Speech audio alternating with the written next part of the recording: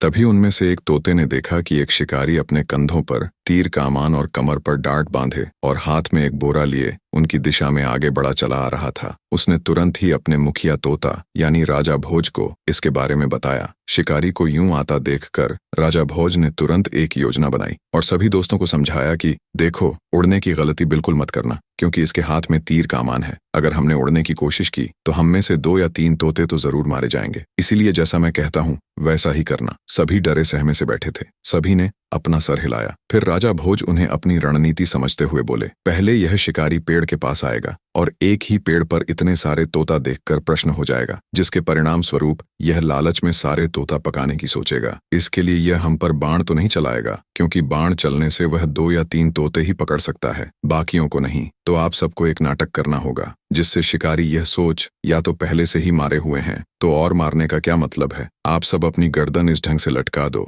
जिससे ऐसा लगे कि जैसे हम मरे हुए हैं। फिर शिकारी ऊपर पेड़ पर चढ़ेगा और हमें एक एक करके जमीन पर गिराएगा। तब आप लोग एक बात का विशेष ध्यान रखना कि जैसे ही शिकारी एक तोता को नीचे जमीन पर गिराएगा उसके गिरने की आवाज आएगी। फिर दूसरे को पटकेगा तो उसकी जमीन पर गिरने से आवाज आएगी। फिर तीसरी को पटकेगा, फिर से आवाज आएगी। पटकने की आवाज को गिनते रहना, क्योंकि धीरे धीरे वह हम सबको नीचे जमीन पर पटकता रहेगा और जैसे ही पटने की सभी आवाज पूरी हो जाए तब सारे एकदम उड़ जाना। इससे फायदा ये होगा कि उसे वक्त शिकारी तो पेड़ पर होगा और हम सब भागने में कामयाब हो जाएंगे और उसी वक्त उसके पास धनुष बाण भी नहीं होंगे। सभी दोस्तों ने कहा, ठीक है मुखिया जी। और सभी तोते पेड़ की टहनियां पर ऐसे गर्दन लटका कर लेट गए जैसे वह सभी मरे हुए हों। अब शिकारी पेड़ के पास पहुंचता है और एक ही पेड़ पर इतने सारे तोते देखकर काफी प्रश्न हो जाता है, क्योंकि इतने सारे तोते उसे बड़ा धनवान बना सकते हैं। वह मन ही मन भगवान को धन्यवाद कहते हुए बोला, भगवान तू कितना दयालु है, मुझे एक ही जगह इतने सारे तोते मिल गए, वह भी मरे हुए।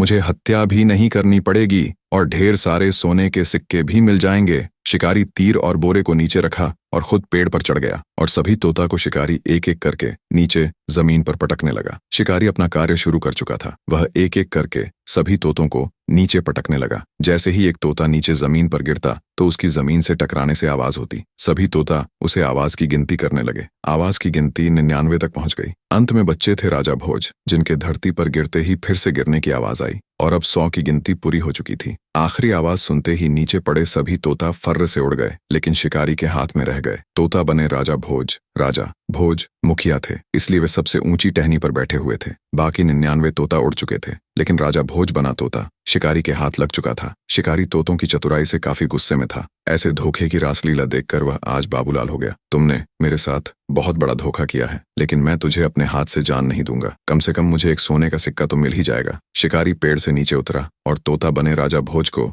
अपने हाथ में पड़कर अपनी नगरी की ओर चल दिया। चलते चलते रास्ते में तोता ने कहा, शिकारी भाई। शिकारी इधर उधर देखने लगा और बोला, मुझे किसने आवाज लगी है? क्योंकि राजा भोज बना तोता मनुष्य की तरह बोल सकता था। उसने कहा, भाई मैं बोल रहा हूँ तोता, जिसे तुमने पकड़ रखा है। शिकारी थोड़ा हैरान होकर कहता है, वाह यार, तू तो हमारी जैसी भाषा बोल रहा है। तोता बने राजा ने उससे पूछा, शिकारी भाई तुम मुझे कहाँ ले जाओगे? शिकारी ने कहा, मैं तुझे राजा के पास लेकर जाऊंगा। यहाँ मुझे एक तोता के बदले एक सोने का सिक्का मिलेगा। तोता बोला, भाई तुम मुझे राजा के पास लेकर मत, जो इसकी जगह तुम मुझे किसी सेठ के पास लेकर चलो, मैं उसे तुम्हें 10 सोने के सिक्के दिलवाऊंगा। शिकारी ने कहा, मैं तुझे यहाँ के सबसे बड़े सेठ के पास लेकर चलता हूँ। तोता के चेहरे पर अब कुछ खुशी के भाव नजर आए। शिकारी उसे लेकर एक सेठ के पास पहुंच गया। वहां जाकर शिकारी ने कहा, यह तोता मैंने जंगल से पकड़ा है, जिसे मैं आपको बेचना चाहता हूँ। सेठ ने शिकारी से कहा, भाई भला मैं तोते का क्या करूंगा? तुम इसे ले जाकर राजा को दे दो, तुझे एक सोने का सिक्का मिल जाएगा। शिकारी कहता है, सेठ साहब, लेकिन यह तोता कहता है कि मुझे राजा को नहीं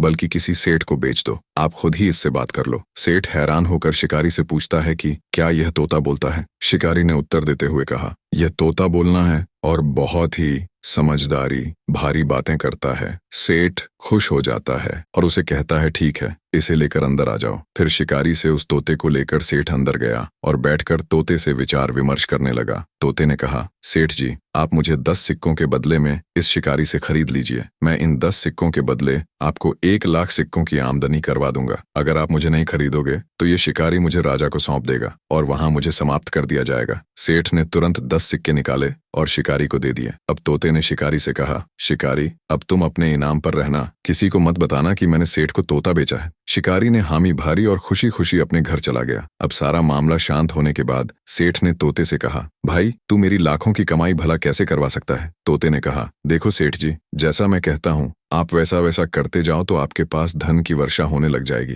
अब सेठ को दुगना मुनाफा होने लगा। इस मुनाफे से सेठ बड़ा खुश था कि वास्तव में यह तोता तो बड़ा ही ज्ञानी और समझदार है। सेठ तोता को बड़े ही प्यार से रखना लगा। सेठ उसे प्रतिदिन अच्छा अच्छा खाना खिलाता और सेठ उसके लिए सभी जरूरत का समाज लाने लगा। इसके बाद तो सेठ रोज तोते से सलाह मशवरा करता और जो बात तोता कहता सेठ वही करता। तोता सेठ को सलाह देते हुए कभी रुई खरीदने के लिए कहता, कभी लोहा खरीदने के लिए कहता और कभी चीनी खरीदने के लिए कहता। इस तरह धीरे धीरे अब सेठ बहुत आमिर होने लगा था। एक दिन सेठ तोते से कहने लगा, तोता भाई, मैं तेरी वजह से आज माला माल हो गया हूँ, तो बता आज तू क्या चाहता है? मैं तेरे लिए कुछ भी करने के लिए तैयार हूँ। सेठ की इतनी बात सुनकर तोता उदास हो गया। सेठ ने कहा, तोता भाई, मेरी बात सुनकर तू उदास क्यों हो गया है? मुझे बता क्या बात है? धीरे धीरे तोते की आंखों से आंसू टपकने लगे।